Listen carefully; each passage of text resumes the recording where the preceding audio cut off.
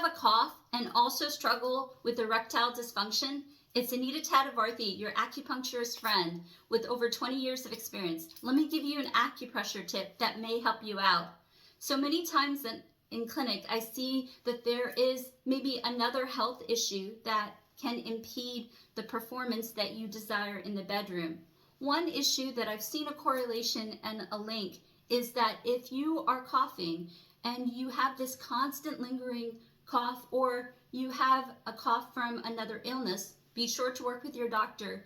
But what's happening is because you're not able to take in the oxygen, I worry that you may not get the nitric oxide that you may need, and as a result you may not be getting the circulation to the genitalia that you may need for having that firmer, fuller erection. So let me give you a simple acupressure point that you can do that can help you to bring blood flow to the throat so that it may not be as irritated, so you may be able to relieve the cough. In addition, it can help with improving nitric oxide, which can lower blood pressure and improve blood circulation, move the blood to the lower abdomen and also to the genitalia, so that you not only have a better balance in your body, the cough may be better, you have better circulation, and as a result, you're going to be a little bit more satisfied in the bedroom. Now, with all things, be sure to work with your doctor, because there may be other reasons why you may be having erectile dysfunction and a cough. As I am not a primary care doctor, so please do that for me. But this can help you if you do it consistently. I want you to do it throughout the day, and especially before you go to bed, so that the cough can be relieved, so you can fall asleep peacefully. And remember, your body is healing while it is resting. Where I want you to acupress is, I want you to go to the wrist and acupress this area.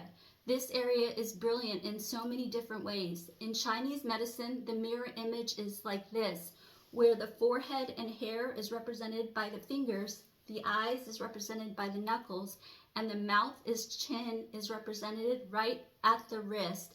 And then right below the wrist is the neck and the upper chest. Also, if you flip the image, you will also see that this area represents the lower abdomen. This area represents all the way to the fingertips, the root of the genitalia to where the fingers represent the eggplant. So if you are struggling with a cough, every day for a few minutes throughout the day, I want you to massage the wrist, and we'll do it together. And also be sure to do this consistently. Most patients see results within a couple of weeks, and of course work with your doctor. Here we go for the next minute.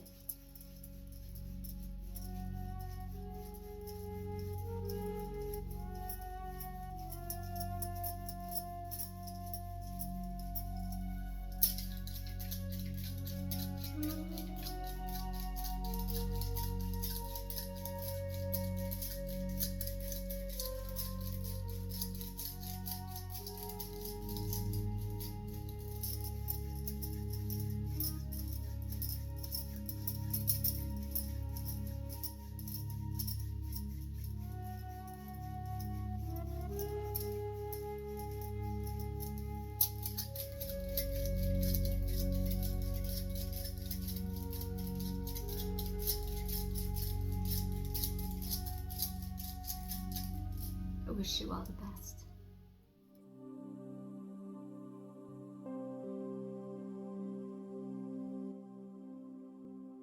It's Anita Tatavarthi.